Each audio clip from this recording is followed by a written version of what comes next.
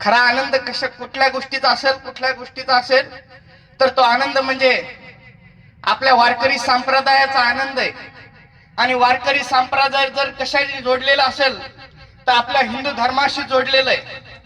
हिंदू धर्माची विकृती पाहता, हिंदू धर्माची संस्कृती पाहता, खर तर चालत आलेला हा काळ सोशल मीडियाचा काळ. कुठेही जावं, अहो माऊलीच्या मंदिरात जावं, माऊलीच्या समाधी सोबत सेल्फी काढावी आणि इंस्टाग्रामवर पोस्ट टाकावी. आज ज्ञानोबरायाच्या दर्शनाकरिता नेमकं ज्ञानोबरायाच्या दर्शन आले का ह्यो ज्ञानोबरायाच्या दर्शन आले काही कळायना.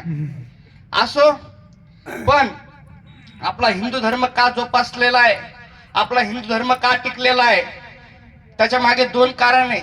एक म्हणजे आपले क्रांतिकारी आणि दुसरे म्हणजे आपले संत. संतांनी वाङ्मय टिकवलं, संतांनी संस्कृती टिकवली. पण आपल्या हिंदू धर्माची प्रकृती आणि आपल्या हिंदू धर्माची शूरता आणि आपल्या हिंदू धर्माची भूमी टिकवण्याचं काम हे शूरांनी आणि वीरांनी केलेलं आहे.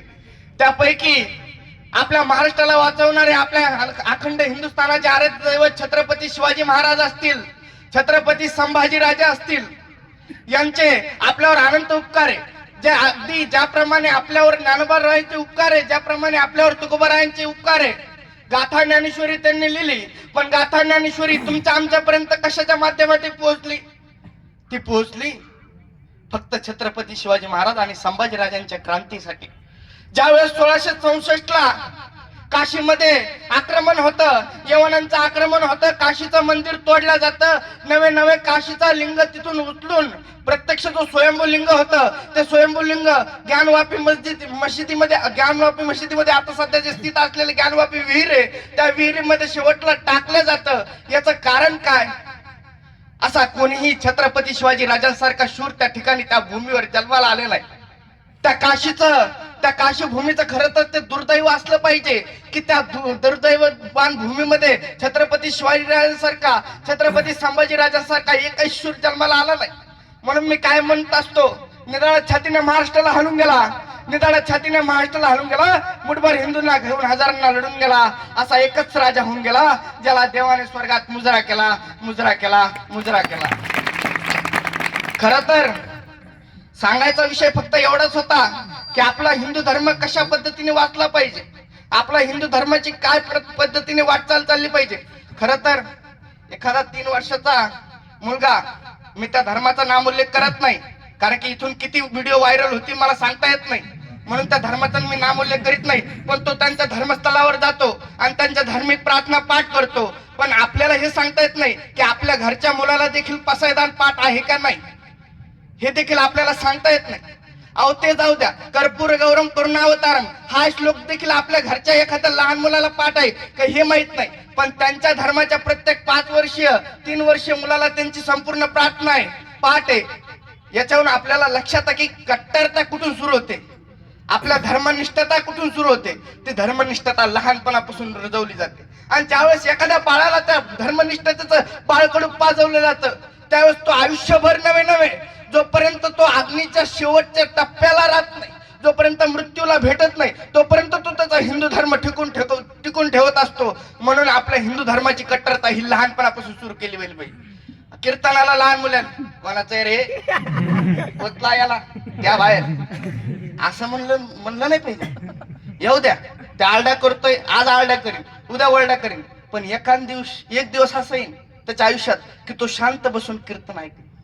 एक दिवस त्याच्या आयुष्यात असं येईल की तो शांत बसून प्रवचन आहे.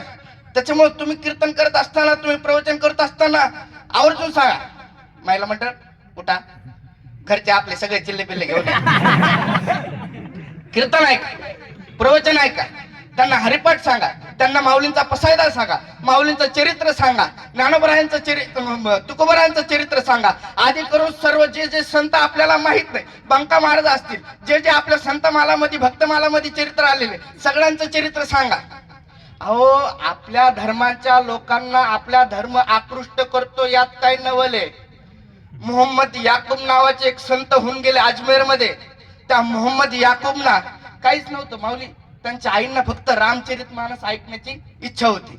रामचरितमानस ते वाचायच्या पण त्यांना एकदा वाल्मिकीचं रामायण ऐकण्याची इच्छा झाली. वाल्मिकीचं रामायण मुळातच संस्कृत आईला येत नव्हती. हा मोहम्मद याकूब डॉक्टर होणार होता. डॉक्टर होता आईची शेवटची इच्छा आईने जाहीर केली. आई म्हणली, बाळा माझी शेवटची इच्छा आहे, काय कर, मला वाल्मिकीचं रामायण सांगडे. बर आई, शेवटची इच्छा आहे का? खरंच? विचार कर बरं, आपल्या धर्मात जमत नाही असं. बरं म्हणे काय नाही, पण ठीक आहे करतो, तुझ्यासाठी शिकतो. पण मला शिकून कोण रे? आई मी तुझ्यासाठी करतो, संस्कृत शिकतो, काय हरकत नाही. पण मला असं कोण ब्राह्मण आहे, असा कोण पंडित आहे जो मला संस्कृत शिकवल? नाही नाही, तू करून तर पाय. ब्राह्मणाला खायचं नाही आपलं, हो आपलं खायचं नाही ते. या ठिकाणी उल्लेख करायला बरोबर नाही वाटत, पण चरित्र सांगून जातो मी.